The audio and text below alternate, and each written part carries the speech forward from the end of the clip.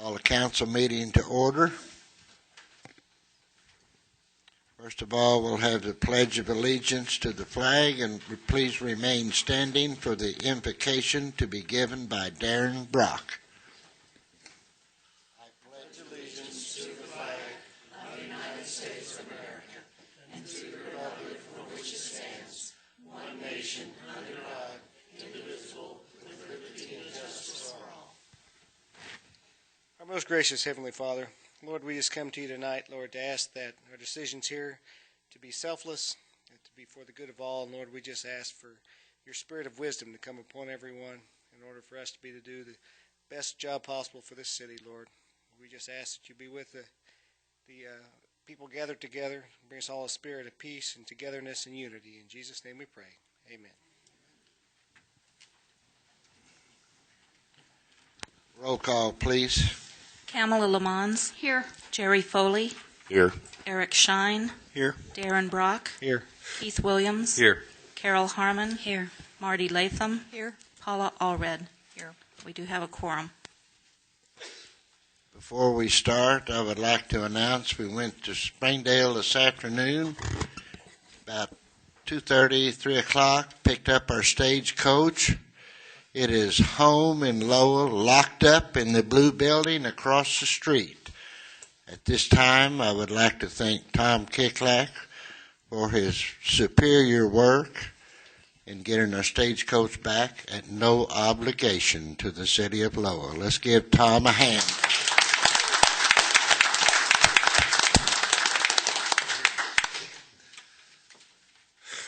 Next item on the agenda is the consent agenda, which includes the Lowell City Council minutes regular meeting for October 16, 2007.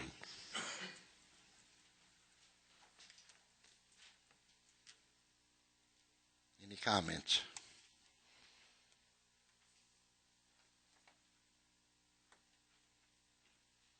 Do I hear a motion to approve the consent agenda? So moved. Second. Roll call, please. Darren Brock.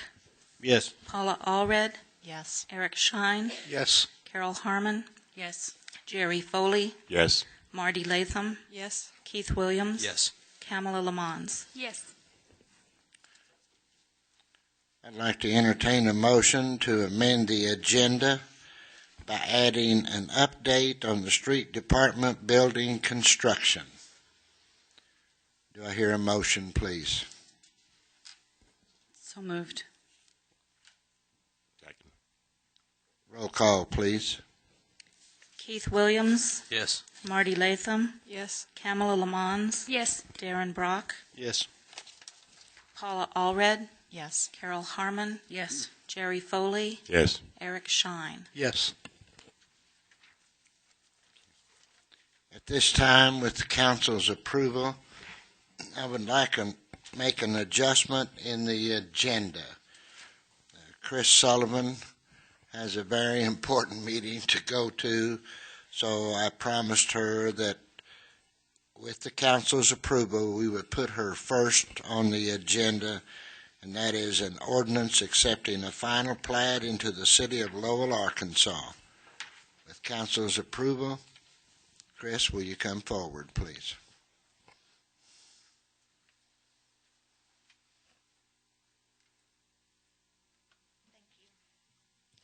This is a 7.11 acre parcel. Belongs to Mr. Foster, Mark Foster. It is on Irvin McGaw Road. It's in Benton County. It doesn't actually sit in Lowell. In April of 2004, Mr. Foster went to the Benton County Planning Department to request a lot split. He wanted to split his parcel into 3 separate pieces. This parcel is in Lowell's planning area boundary, which Benton County directed him to Lowell for a letter of approval stating that it was okay with us since it is in our planning area boundary. Mr. Foster came to our office, and we advised him that this lot split is subject to our ordinances and our planning commission approval, And prior to any lot split approval, he would have to go through our preliminary plat process. Mr. Foster has done so. There are no comments or objections from the utilities during the tech plat review on October 10th. And the Lowell Planning Commission unanimously approved this lot split on October 15th. And if you have any questions, I will be glad to help. I do have a vicinity map, if I may. Yes, I don't. please. Like I said, it's in the county. It's just a little more clear, maybe, where it's at. I think, yeah, you already have the parcel, how he wants it split up.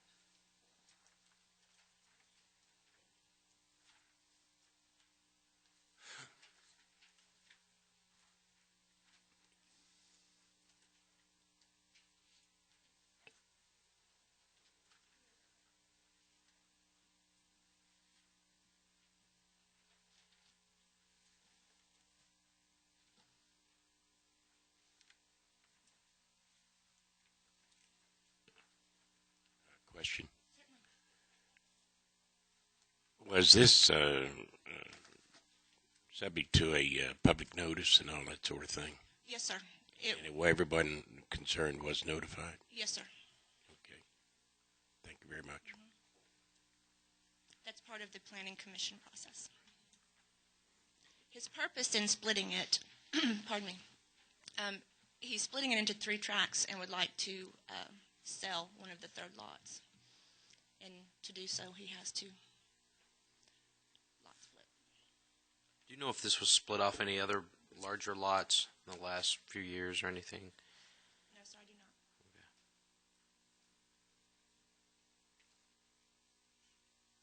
I do know that Benton County Planning Department did approve his lot split contingent upon a letter of approval from the City of Lowell. And Mr. Solomon did not feel comfortable with the letter of approval until it went through the whole process and the utilities looked at it.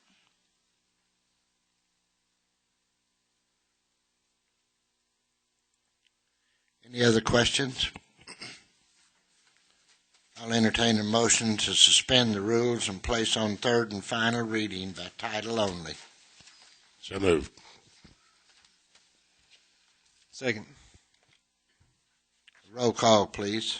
Carol Harmon, Yes. Paula Allred, Yes. Jerry Foley, Yes. Eric Shine, Yes. Kamala Lamons, Yes. Keith Williams, Yes. Marty Latham, Yes. Darren Brock. Yes. An ordinance accepting a final plat into the city. An ordinance accepting the final plat into the city of Lowell, Arkansas.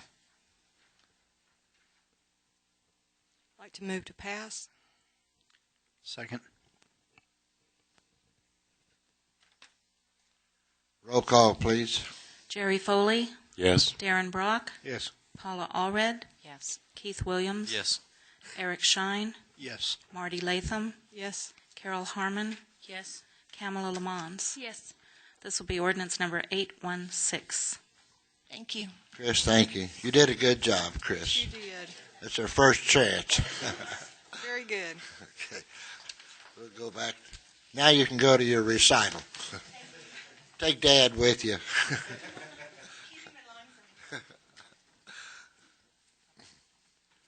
Next item on the agenda is a public forum.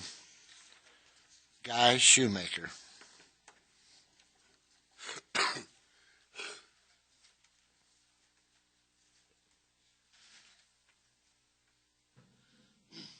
Guy Shoemaker, 315 Center Drive. Mayor, there's a couple of things I want to talk about tonight. Number one, Tom, good afternoon. Hello, Guy. I want to thank you, Tom, for the outstanding job you did on the stagecoach. I think we got snookered when the council approved that expenditure last year anyway. But I think you did an outstanding job. Thank you. Thank you, Guy. Sometimes we come back being borne upon our shields, and sometimes we come back bearing them. So tonight we have come back bearing our shield. Appreciate Now, that, Guy. got one question along that line. Can any charges be brought against the former mayor for unauthorized actions that he took while he was mayor of the city over the stagecoach? Now, I've known for years you don't use government property for personal use, and you don't let friends use it for personal use. And I think former Mayor Bigger should have known that. Can anything be brought against him for the city of Lowell to get reimbursed the money is spent on this in court cost? You know, Guy, the reason that the city did what it did, and one of the primary reasons the judge decided as he did, is because the cases say that the use was unconstitutional and illegal, and what it exposed the city to is an illegal exaction lawsuit. So whether such a lawsuit could be filed against the former mayor, I'm not exactly sure. I've not known that being done. I'm not saying it can't be done, but I've not done that myself. I've not seen it. Would you object if I'd call the AG in Little Rock and find out what can be done about it? Of course not. Please go right ahead. Now, the other thing, as you know, I've been after the Arkansas Democrat Gazette. They got a $10,330,000 bond. You people sitting here committed the city of Lowell to this bond. I'll lay you odds, I'll put $1,000 on the table, that not a single member of this council knows what the city's responsibility is. I'll lay odds. Nobody read that $4 million bond agreement that was approved in September. And few of you people here in the council right now was there when that was approved in September. I'm not bragging, but I have read 800 pages of the 96 bond. The pages I didn't read, I scanned as taught at the Adjutant General School in Camp Lee, Virginia, of how to speed read. I read the 2006 bond word for word. If you know the Act 9 bonds, it says it has to be beneficial to the city of Lowell and employment. If you remember right, at that bond meeting, I questioned how many employees was going to be hired. They said they didn't know. I have been told, I can't swear that they told me the truth, they hired one person. That one person came out of Springdale. The Act 9 bond is very, very interesting. And I think it's time that this city council took the time to look at what you are approving. Don't come here to the meeting, open your packet, and say, well, see, what are we going to talk about tonight? Now, Mayor, I went to Kerm Radio and spent 20 minutes with the Colonel on the Arkansas Democrat Gazette. I'd like to give you this tape to play it and let any council member here who wants to have it, let them hear it. And I'd like for them to do their job a little bit better. Thank you. Thank you, Guy.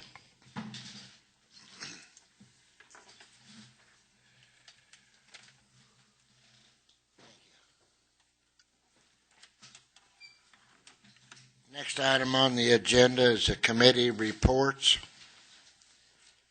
Parks, Recreation, and Special Events. We're setting a meeting for November 19th at 6 o'clock, City Hall.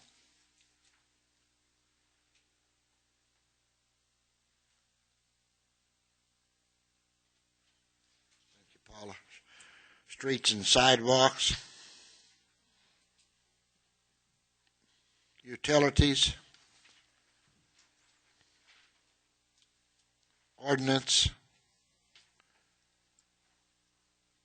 Personnel. Finance. Next item on the agenda, old business. Consider request to change city council pay to once a month instead of quarterly. Councilwoman Carol Harmon.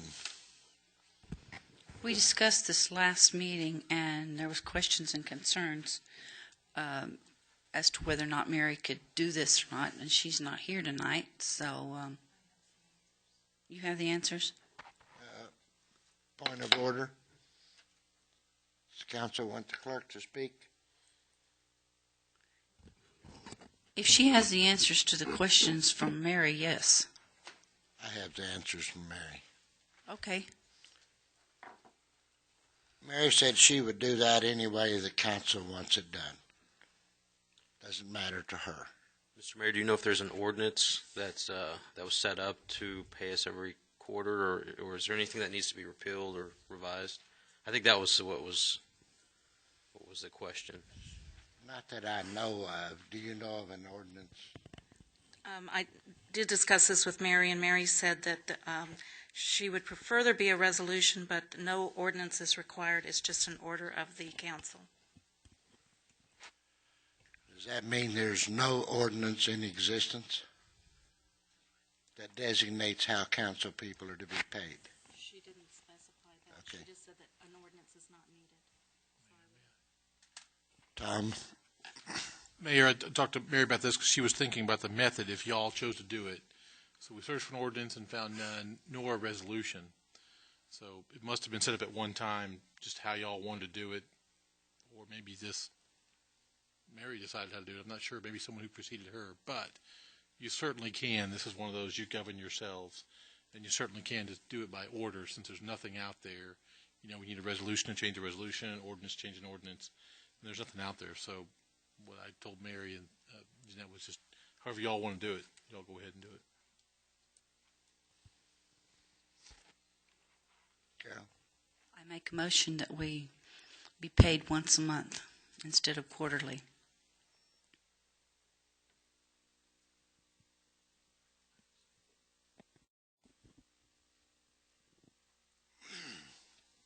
Do I hear a second? Is there any discussion on it? Does anybody want to discuss it? Well, by Robert's rules, we can't discuss it until there's a motion on the table. Did anyone, was there a second? Motion died from the lack of a second. New business, an ordinance accepting a plat, oh, we've already had that. Sorry about that.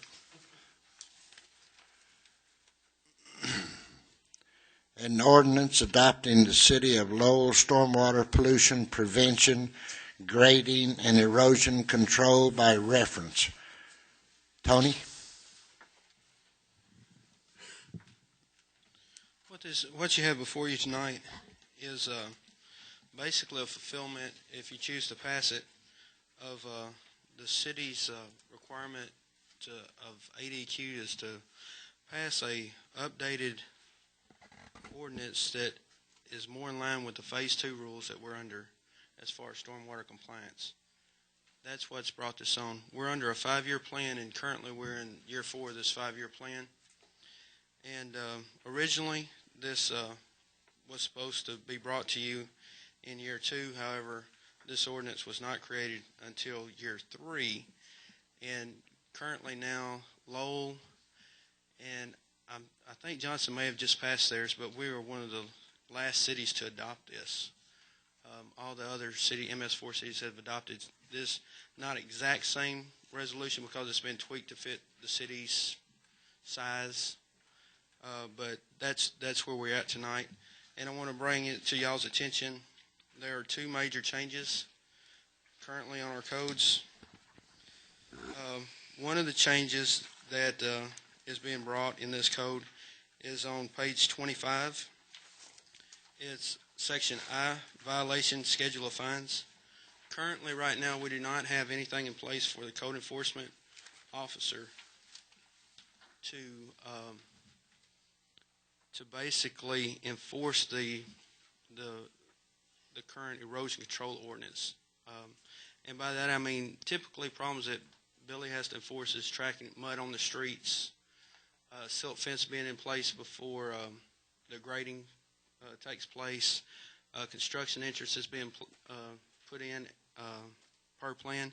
So really the only stick that Billy has currently right now is he has to call me if for some reason that a contractor fails to comply, which we haven't had that problem yet, but if we did have, I've been called, well, I did have to get called out to one job site, but we have to pull their grading permit, and that's the only recourse that I have if a contractor chooses not to abide by our rules and regulations on that. Now, is that fair to the owner developer because his subcontractor doesn't want to abide by what by the rules that he should be doing anyway? And I thought that was just a little extreme. However, that is a big, heavy stick. And if I did have to say we're going to pull your grading permit, naturally, everybody is jumping through hoops now. The owner's getting called, the lawyers are getting called, job sites are being shut down. So that's a pretty drastic stick to use.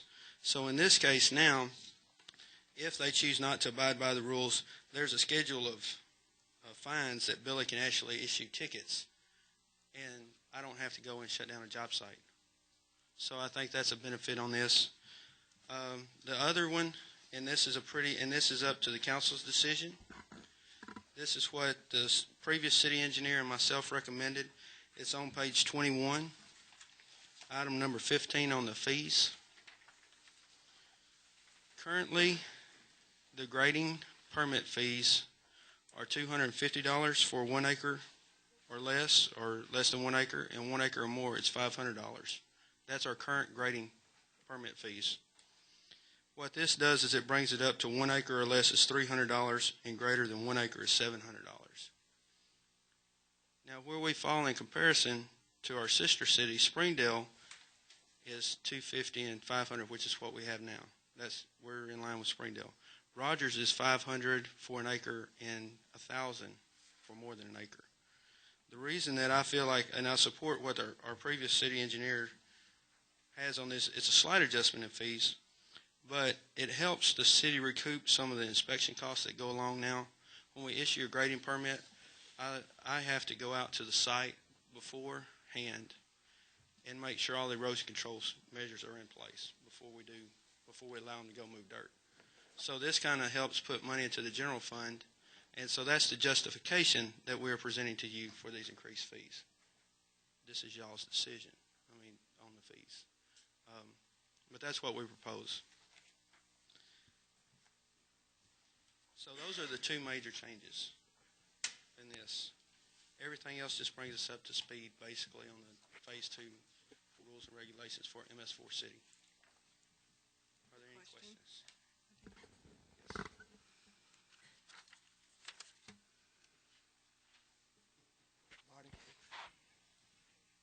On these, back to what you were talking about, the fines. Yes. Okay, you said currently all we can do is pull a permit, The grading permit, yes. which stops them. Yes, you can't move equipment on. Once I pull the grading permit, there's no Okay, activity on the site. so does this give them like 4 times that they can misstep? What this does is, well, What this is a happens- per day fine. This is basically a detention getter, and we have not had a problem where a contractor has came in and just blatantly disregarded the rules. This is a per day fine. In other words, Right, 1 day. If for some, and Billy's not going to go out there and write a ticket. If somebody calls and says ABC contractors have dirt on the street, and Billy's going to go over and say, okay, you've got approximately 4 hours, or each situation is different, but Billy works with them. And then they say, okay, we're going to clean it up. But what Billy has had happen to him is a contractor will say, okay, we'll clean it up. Well, now all of a sudden the guy who says he's going to clean it up, now he's a superintendent. Now he's went over to another job site, and the request does not get handed down. So that's the main thing that Billy has come to me and said that he has problems with sometimes is keeping the dirt off the street. And what this does is allow us to say, hey guys, this is the umpteenth time I've been out here at this job site, and every time we're asking you to clean up the street. So now you're in violation. And now we don't have to shut down the job site, but yet we've got this contractor, we've got his attention. I'm not saying that but Billy could. Technically it's ordinance. If Billy just wanted to go out there and say, here's your fine, you're in violation, he's not going to do it. We're going to work with the contractor. We want the businesses to be successful. We want the contractors to be successful. But we need to have rules to ensure that they're successful. And sometimes they fail to abide by them. I also had a question about the same thing.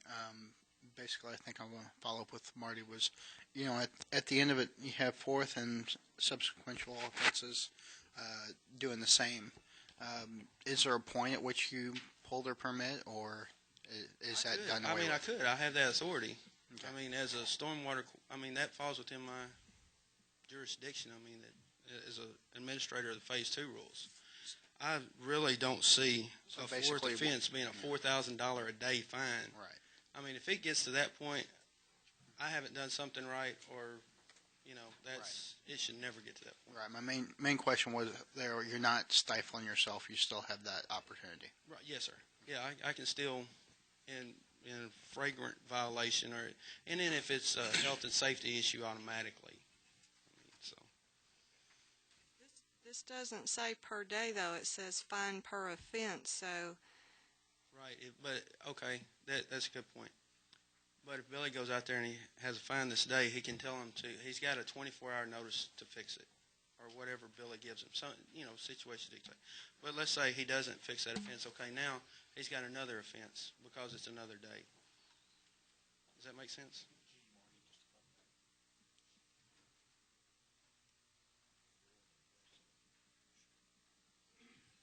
Tony? Yes. Marty, right above that, there's a fairly typical section which says each separate day that an offense occurs is a separate offense. So if a offense goes more than one day, every day is separate. And Tony's quiver now has several more arrows than just stop work. He's got the fines. He's got conditions he can place on people now. If you look up there above, he can issue stop work orders, as he always has been able to. He can request bonds now. He can set a bond amount to kind of get the attention of someone and say, look, we're not going to trust you anymore because you've told us that we can't. You've shown us that we can't, so we're going to demand a bond for performance. And so there's all kinds of things that Tony can do and Billy can do now to ensure compliance.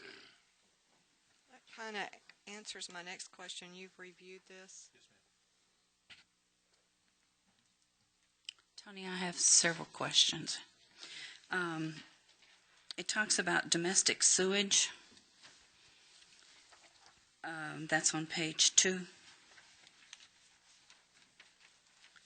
Does this also include compost? That's a definition.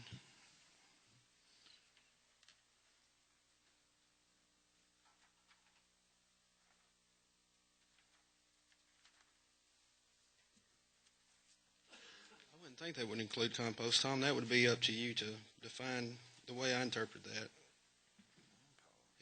Unless you're receiving your compost from a household use or food. I think that's part of the prohibitions. Right away, the first thing you've got are prohibitions, what you cannot release into a storm drain. That would be trash, yard waste, lawn chemicals. So yard waste, you can't have, I think that's been a long-standing law in Lowell, you can't dump your yard waste into a storm drain. I don't think this changes that, but while the definition may not capture compost, I'm sure that if you had dumping, Carol, of what someone said, that's not yard waste, it's compost, but they dumped it in the storm drain, I think with this ordinance, there'd be the latitude to enforce the ordinance as against someone who was dumping something in storm. Because really what you're trying to do is keep them from being blocked. Well, I understand that, but this is not going to have anything to do with having compost on personal property then. Oh, no. This is about water quality and water discharge. Okay. All right, you've answered that question. Then what's this going to do? It talks about sewage. What's this going to do for Sabre Heights and Daisy Circle? What part are you referring to that talks about sewage? Page 2, domestic sewage. Domestic sewage. Can you give me some help on that? Sure. It has always been in Lowell, well, I say always, probably since there's been sanitary sewer in Lowell, it's been illegal to put, I shouldn't say sanitary sewer, storm drain system, it's been illegal to dump any untreated sewage into your storm drain system, whether it was just ditches or more conventional storm drains. Well, but we all know that there is that problem over there. There's a problem of people are dumping. No, they're not dumping. It comes to the surface, and it'll. Okay, we're talking about two different sewers. Storm drain sewers are not. Those storm drain sewers are the pipes that are in the ground beside the road that carry storm water. You're talking about literally sewage from the house. That's what this says. Bathroom and laundry sources. All right, let's go to prohibitions again. If you look at your prohibitions on page 8, the first prohibition is the things that you can't put in your storm drains. And this hasn't changed much from what the ordinance is right now. Some of these prohibitions are statewide already, but the state requires all the time for cities to do more and more. One of the things is it requires for someone like Tony to be licensed to protect storm drains now and to protect waterways. So Tony's had to get educated to do that, certified to do that. It also requires that localities adopt certain kinds of ordinances pertaining to their size. And so this is why the reason we're having to do this. But the prohibitions are you can't put chemicals or yard waste or pet waste, wastewater, oil, petroleum products, cleaning products, paint products into your storm drains, right? We've all probably seen someone do that. Maybe we've all done it. Poured your old gas into the storm drain. Well, you're not supposed to do that. And more and more the state is enforcing is against people who do that. And then you've also got down here, number 4, you can't connect a sewer line into the storm drain system. Seems like you shouldn't have to make that a law, but, it's a law. You really can't connect your sewer line. And, Carol, I bet you that if the state caught someone connecting running the contents of a septic tank, a line out directly into a storm drain, they'd find that a violation of several DEQ regulations. And it'd probably be a violation of this also, of this ordinance also. So if someone is, and again, we're not talking about a failed tank that seeps into a system. We're talking about if someone is running their tank into a storm drain in order to provide themselves a sewer service, that would violate this ordinance as well as, I'm pretty confident, several state laws. Okay, I got that. Thank you. And then on page 10, where it talks about open drainage canal maintenance, this is, when I read this, the first place I thought of was Franklin Terrace, where it runs into the links. I'm reading this as each individual that backs up against that creek is responsible for keeping their portion of that property cleaned out, correct? That's correct.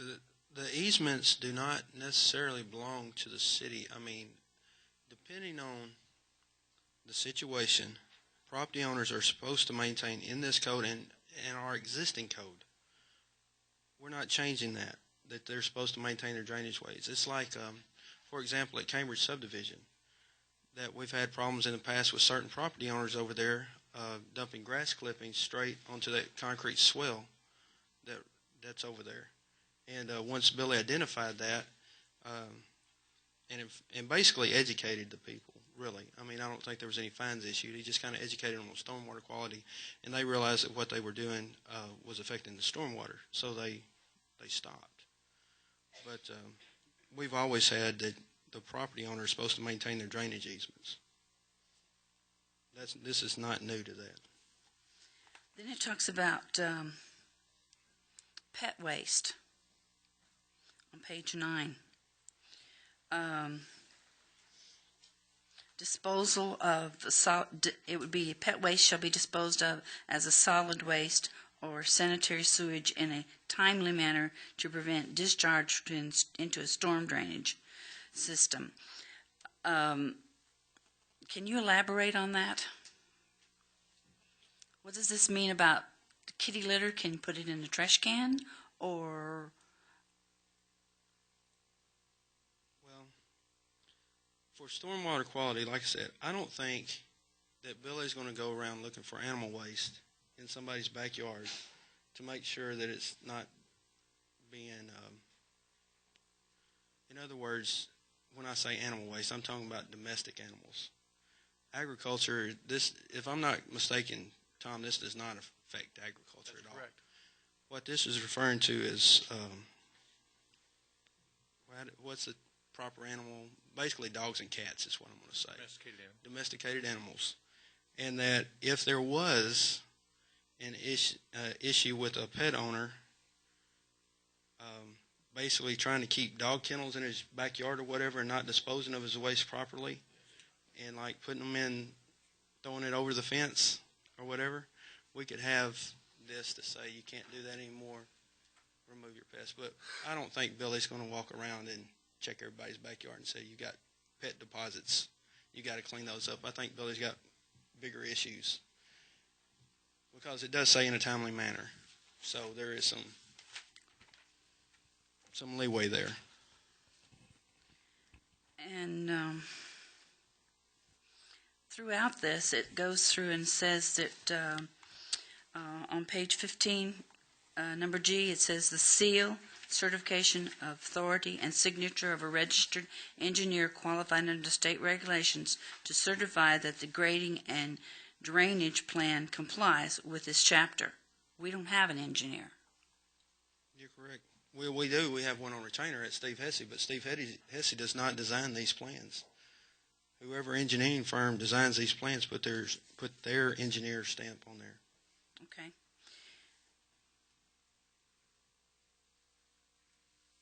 So you're talking about the engineer that wrote this ordinance? Is that what this is referring to? No. Point of order, please.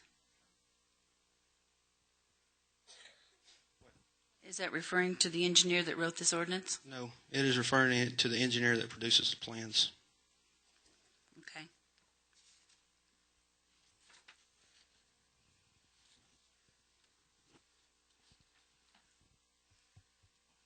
I don't know how in the world Billy's going to find time to do all of this. He can't keep up with the yards being mowed, let alone trying to handle all of this. How in the world is he going to fit this in? I'm sure this will be a complaint-driven basis. I mean, these are just rules that it's not like we're changing our existing code drastically. This is bringing the code up to date for Phase 2 rules and regulations. As I mentioned before, really the major changes on here are the fees and the fines. These rules are already existing under certain other ordinances in the state. I mean, not in our code book, I should say. So this kind of consolidates them all into one area. Is there a phase 1 to this? Yes, there was a Phase 1, and it affected cities of over 100,000 people. Phase 1's over 100,000 people. Yes. And you said this started 4 years ago? No, this is when we put together we're in year 4 of our NOI, which is our Notice of Intent, which is basically a piece of paper that we send to Arkansas Department of Environmental Quality saying that we will adhere to these rules for stormwater quality. Okay. Was there any other publications prior to this one sent to a council? Well, I guess the answer would be yes. The council passed previous codes, like I said, that are in several sections of our Section 8 code book. Okay, but it wasn't anything just like this? This consolidates them. Okay. I have no more questions. Thank you. Anyone else have any questions? Paula? Tony, just kind of in general, because there's a lot of different topics here. As far as monitoring is concerned, along kind of Carol's vein, from your position standpoint, what additional monitoring is required if this passes? Well, whether this passes in this form or another form that I bring you, if you choose not to accept this form, one form or another, I'll have to have y'all pass something that y'all are comfortable with.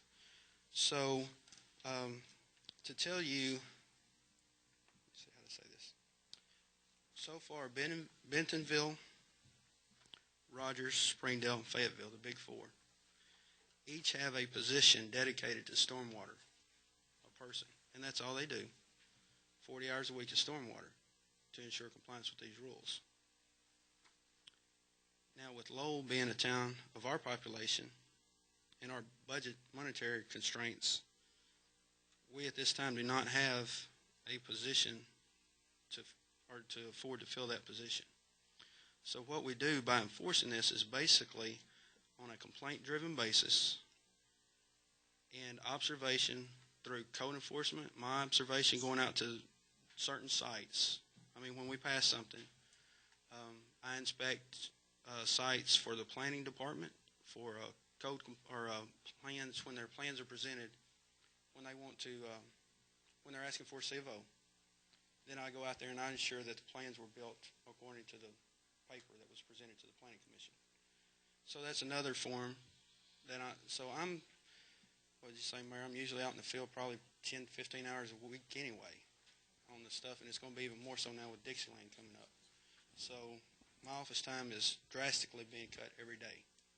So I'm out in the field more and more and more. Tony, I believe we first started enforcing these in 2002. I think somewhere in there. Well, we're in year 4 of the NOI, so Yeah, it seemed like it was sometime that came out, and I remember one of the big things, was developers as they develop, they put the gravel in to get the mud off the tires, and there was just a lot of things to clean up the runoff from job sites and streets, and but you guys have done a real good job, I think, of enforcing those codes, and this is just a continuation of that. So, thank you.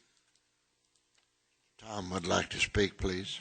Paula, just to follow up on that also, the state requires that you adopt this, basically. They put out the model, you fashion it to your size. In addition, I'm hearing more and more from other clients that the state is taking it upon itself. DEQ is coming up. They'll come up to a county, and they'll pop 10 or 12 different. In other words, they have jurisdiction within our city to enforce these codes also. So while they know that they want to know we have the regulation in place, I think the state also knows that cities, whether they be the size of Fayetteville or the size of Lowell or even Bethel Heights, they know that you're not necessarily staffed up to be able to watch every job site every day. So they're coming along, and just by visiting one area of a county, they can really put ripples through the entire community so that everybody knows that, well, they came up here, we better, because the fines are very, very stiff when they issue their fines. So that also is going on. I've become aware. My concern was more, would we need to plan for an additional person perhaps if it required additional monitoring? Any other comments or questions? Can I say something too? Yes, These questions were very, very good questions. I would just like to encourage the council members, when something like this that is pretty in-depth and you have questions, feel free to call me, and we can discuss this too, and I can go into more detail when because I'll have more time to help explain this. So if you would call me ahead of time. I'll entertain a motion to suspend the rules and place on third and final reading by title only. So moved. Second. Roll call, please. Marty Latham, Yes. Darren Brock, Yes. Paula Allred, Yes. Jerry Foley, Yes. Eric Shine, Yes. Kamala Lamons, Yes. Keith Williams, yes. Carol Harmon. Yes. An ordinance adopting the City of Lowell stormwater pollution prevention, grading, and erosion control by reference. I'll entertain a motion to approve the ordinance. So moved. Second, Roll call, please. Keith Williams, yes. Carol Harmon, Yes. Paula Allred, Yes. Jerry Foley, Yes. Darren Brock, Yes. Eric Shine, Yes. Kamala Lamons, Yes. Marty Latham. Yes. This will be ordinance number 817. Mr. Mayor, do we need an emergency clause for this? Is this something that we need to? Do we need an emergency clause? No, Mr. Shoemaker, we don't. Oh, I'm sorry.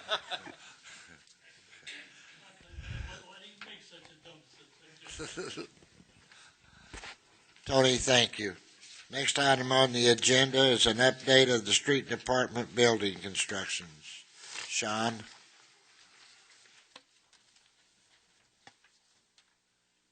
think everyone had a copy of our new building layout.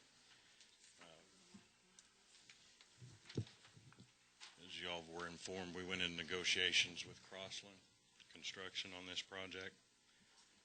And one of the benefits, choosing this route of doing a design and build and negotiating with a contractor, roughly this project we'd be looking at excess of $360,000. And you all were advised that roughly it would take about $200,000 to put this facility up in the property that we purchased from Brian Graves. I didn't get some final numbers back today that I was hoping to have to provide to you, but we changed the floor plan up. The original building, which called for, had 3 separate bathroom facilities, a full shower, and so we changed those around to fit the needs of what we thought would be needed, and that's reflective of the drawings that you see there. The demolition of the buildings before, we looked at just for instance, on the Brown building, we had estimated cost at $28,000 just for that particular building. We were able to negotiate this one down where both facilities will be about $34,000 for removal.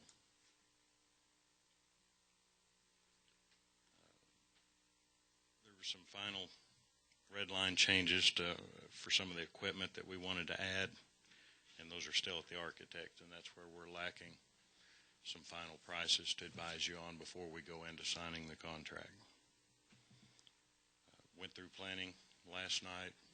I think they only had a couple of comments about our 10 on landscaping, which we'll have that provided by the 19th, and that there was an issue of having the 25-foot setback on from center for the streets, and we're going to do an easement plat that encompasses that. So they have obtained their demolition permits, and we look at sometime by the end of the week we'll have that underway. They're just hesitant at this point because we don't have those final numbers and signing a contract. We're also looking at the option of doing that as a separate contract so that they can go ahead and continue the demolition at this point.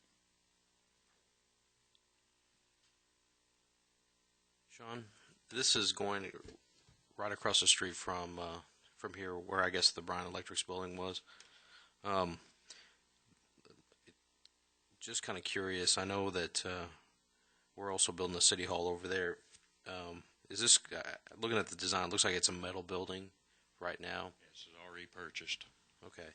Is the design for this building? Are there provisions for footings for a brick facade if they decide to do that? I know this building here was designed where it could be bricked at a later date. Yeah, we encompassed a couple of those. That it could have a brick facade on it at this point. It doesn't include one. Some of the work inside the office area inside is being structurally built where it could even go up. It could have an upstairs at a later date if the floor space is needed. Okay. I'm sorry, did you say that it would have that? At this point, it doesn't.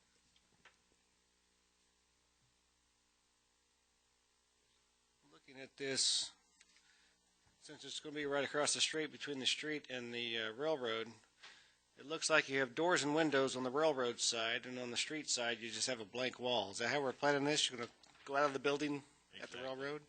Because of the drive-through doors, if you'll notice, they're on this west side, and there will be compressors, some other needed equipment where we can pull through those bays, and they'll have access to work on the equipment there. So, therefore, the windows took up needed wall space.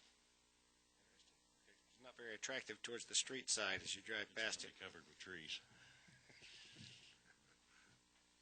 Sean, I have a question for you. Crossland is going to construct this for $200,000? The preliminary came back at roughly $215,000, and I keep whittling on them. And right now, we're looking at probably being in under the $200,000. Be under 200. 200,000. Now, doesn't sound like a lot, but this is including the demolition also, where before that wasn't included. So substantial savings that we're looking at.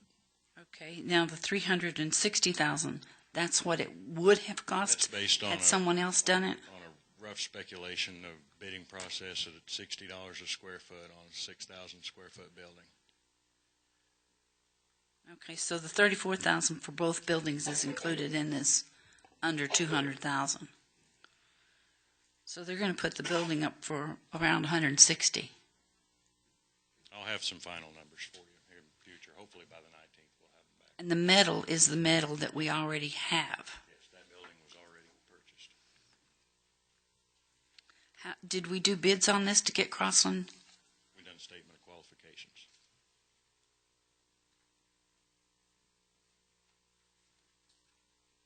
How does that work? You advertise to contractors to provide you with their statement of qualifications. I don't have the other three offhand that turned them in, but the most credible and had the most experience in this was Crossland. Okay, thank you. Carol, by going this route, it's predominantly a design build. The contractor takes care of the architectural design, the electrical, the whole 9 yards. It's much more cost efficient than going the design route with each facility than going out for bids. I understand. Remember whenever we talked with Crossland in February or March? But this is the most efficient route to go. It's new for Lowell. They've never done it before, so we're getting through it. Any other questions? John, thank you. Well, I think the next item here is the setting of committee meetings. I think we pretty well handled that already. Parks is November the 19th. None of the other committees have any meetings, is that right? We do have a meeting a week from tonight, though. That's the workshop, council workshop. Right. Yes. There was Carol's not going to be able to do that night. Is there another night that we can possibly reschedule? My entire rest of the month is filled up.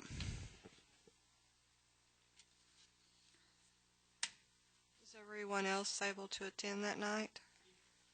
I'm not. I would prefer not to. I have a school activity for my son.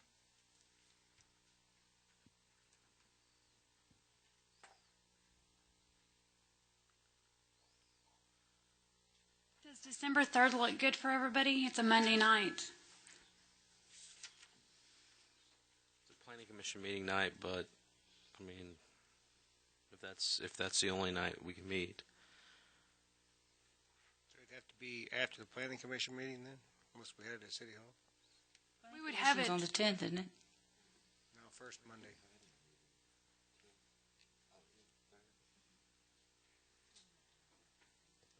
Does December 5th sound better? The Wednesday? I know a lot of people go to church.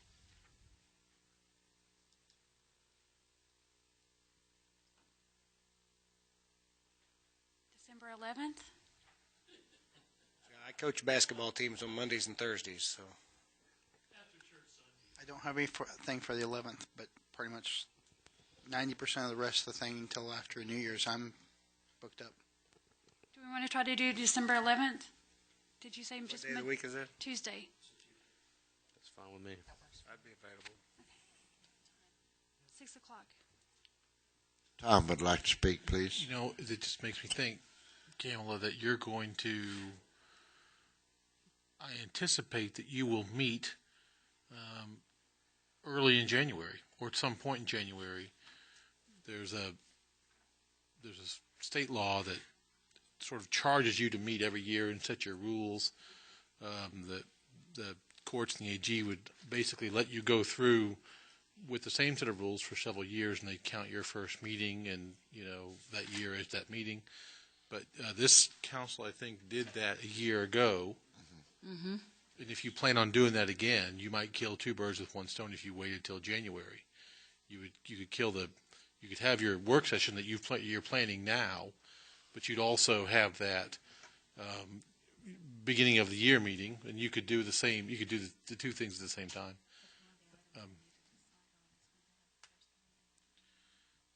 So, you could do that. You could have that. We can look at this and reschedule. Yeah, I think Jeanette's saying, I think you might want to do that also, is decide right now when that first meeting's going to be. I don't mean to throw a wrench in the machine, Kamala, but I thought if you're crowding it into December.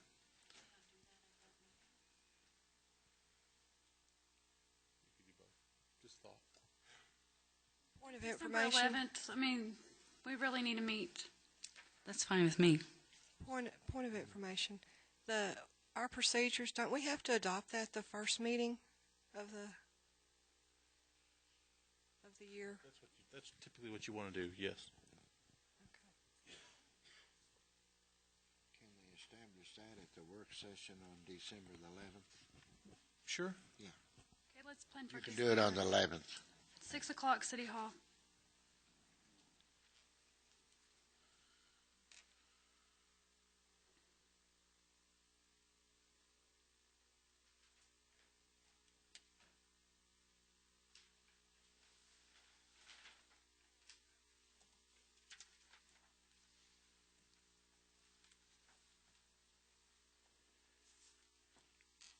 Got the Parks meeting November the 19th and the work session December the 11th. Is that right? Yes. Okay. Thank you. Thursday night is Forum, Razorback Pizza. I'd like to invite anybody to come down, discuss any issue they want. I'll entertain a motion to adjourn. If no objections, the meeting is adjourned.